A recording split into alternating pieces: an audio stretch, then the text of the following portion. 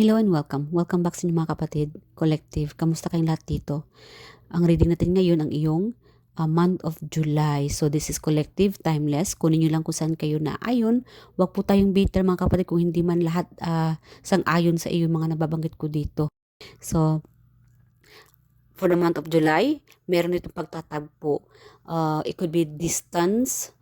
May surprise dito. May bigla ang pagtatagpo. So magulat ka dito sa surprise na ito. At again, iba-iba ang sitwasyon ninyo. This could be love reading, work reading, self, no? Ang inyong sarili, or it could be spiritual energy na nakukuha ko dito. It could be family or friendship.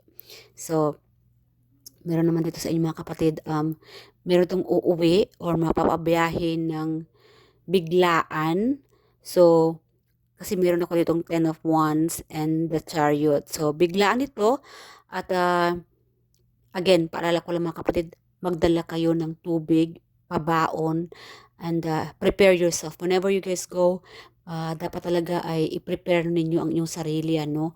And mag-impok at magtira. Kasi kanina nakuhanan ko rin yung paggastos, decision making, madistract ka sa iyong pupuntahan, or gambling.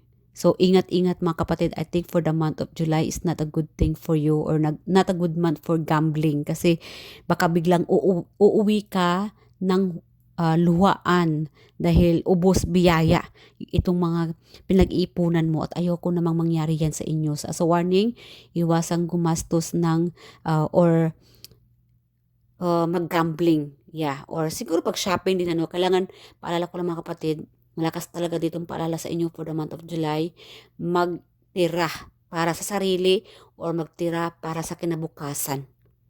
Lalo na kung on a budget ka, no? May mga gastusin, maraming mga gastusin, at again, ingatan ang inyong kalusugan. Alright? Kasi minsan, I don't know, for this month of July, para bang drain energy yung nakukuha ko dito, no? So, baka siguro sa trabaho, or I don't know, baka busy for the month of July. This could be the month for you na magiging busy ka, or yung katawan mo, no? So guys, pay attention sa inyong katawan. Ingat-ingat, kumain ng mga healthy foods, uminom ng maraming tubig, at matulog, no? Dapat you should have plenty of sleep.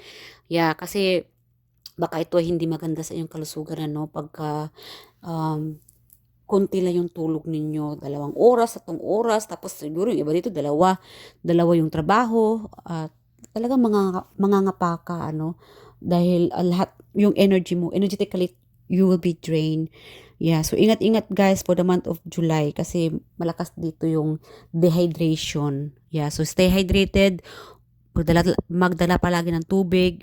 You should have plenty of sleep, magpahinga kung kailangan, matulog kung kailangan, at huwag basta-basta gagawa ng desisyon ng hindi ka sigurado. Dapat sigurado ka sa pagdesisyon na ito, at at nang hindi ka magkamali. Well, wala namang perpekto, So, that will be your anong tawag nito, the warning for the month of July, or paalala ng universe, ang inyong guides dito sa reading na ito. At meron naman dito sa inyo, we have here 7 of Pentacles and Page of Cups, and the bottom here is the Devil. So you will be constantly thinking, I don't know, somebody from afar. Meron kasi ditong person, iniisip mo siguro itong taong ito from afar, hoping na sana mag-message or sana mag-reach out ang taong ito. For some reason, parang energetically, you are being pulled. Hindi mo naman ginusto. Yung mga ganong eksena na ayaw mong isipin, ayaw mong mag-overthink, kaya lang, kahit saan ka man nagpupunta, or naglilinis ng bahay, or manood ng TV, talaga yung utak mo mapupunta sa isang, I don't know, palaisipan. This could be your work, your finances, relationship, no? Para bang may magnetically na napapaisip ka dito. So, for some reason, again, this could be related sa finances. Focus ka sa pag-iisip kung paano mag-grow, no? Or this could be relationship din. Like again, mixed energy tayo dito kasi meron itong finances, meron naman dito na overthinking ka for this month of July, at meron naman dito sa inyo na love. Yeah. Or this could be about, I don't know, energetically, you could be sensing someone thinking about you. This could be also about your pagiging psychic mo, no, nakakasense ka. Masisense mo siguro itong tao na lagi nag-iisip sa iyo, and then somehow, lumalalim din ang pag-iisip mo sa taong ito. That could be for the month of July, yung iba dito. At meron naman dito sa inyo, obsessed, no? Baka may mag-offer sa inyo, or somehow is para bang may nababanggit dito ano sa mga kwentuhan, or um, may mag-message siguro sa inyo na may opportunity, or may nangliligaw sa inyo, that could be opportunity, I don't know. But somehow, for the month of July, mapapaisip ka dito. Mapapalalim ang isipan mo dito, no? It's just that energetically, you are stuck. Ano bang, alamin natin kung ano ba itong um, advice ng universe dito, kung bakit pa ma-stuck ka dito sa kakaisip, ma-obsess ka sa kakaisip dito. This could be also part of, kasi meron itong daydreaming. Page of Cups, sometimes this is like a daydreaming. You could be obsessed, baka ma-obsess ka sa pag-daydreaming ng person, crush mo, or long distance, no, na person mo, or this could be sa money, na sana manalo ka ng lottery, na sana ay what if kung magkaroon ka ng $1 million, anong gagawin mo sa perang ito, yung ganun, yung utak mo, yung isipan mo, occupied sa kakaisip ng mga bagay na hindi naman dapat ano, but sometimes siguro bored ka lang. Yeah, for the month of July siguro, dahil bored na bored ang kapatid ko dito, at yan lagi ang iniisip mo, lagi kang nagde-daydreaming. Yan siguro yung isa sa mga distractions mo. And sa month of July, we have your King of Wands and Six of Cups in reverse. Finally, I'm also getting like, itong taong ito, lagi nag-iisip sa inyo. It could be family. Yeah, may mag-reach out sa iyo na family member. Siguro in-spy ka ng pamilya na ito, or stalking. Yeah, siguro fina-follow ka dito. Siguro ikaw itong social media influencer. Maraming ganap sa iyong month of July. At malakas dito talaga ang fire sign. Yeah, mainit yung weather, napaka mainit. Tapos baka meron dito sa inyo na dahil sa init ng weather, whenever you are, iinit din ang yung ulo. So, ingat-ingat mga kapatid, at again, stay control with your emotions. Kontrolin ninyo ang inyong emosyon, at huwag basta-basta padala sa mga weather dahil pagod ka, madali kang ma-drain. Again, sinabi ko na yan kanina, mag-ingat-ingat, magdala ng tubig, kumain, magpahinga. For some reason, this weather for the month of July, nakaka-drain, nakakapagod, baka biglang I don't know, like away, no? Dahil dala sa init ng ulo. So guys, think before you make any decision. Think before you make any actions, no?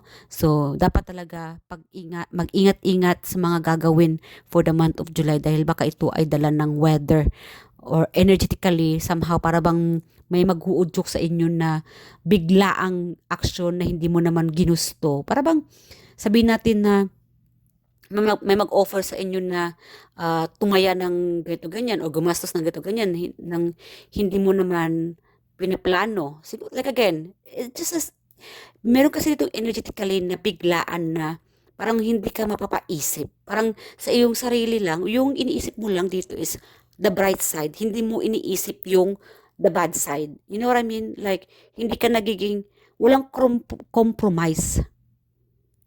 Yeah, so you have to compromise. Kailangan magiging balance ka. May mga pros and cons ka dapat na iisipin. Hindi lang yung mga good thing, okay? Para naman hindi ka uuwing luhaan, or something about like talo, no? So, ingat-ingat din. And we have here the Fool, and the Eight of Wands, Knight of Wands, and the Ten of Swords. So guys, meron tong healing. Pag once na isurrender mo ang iyong sarili, sabihin natin na when it comes to a relationship, kung ayaw na ng person, friendship, relationship, kung ayaw na, let it go. Kasi the more na tinanggap na hindi para sa'yo, hindi para sa iyo. And then later on, may paparating na, ito na talaga yung para sa'yo.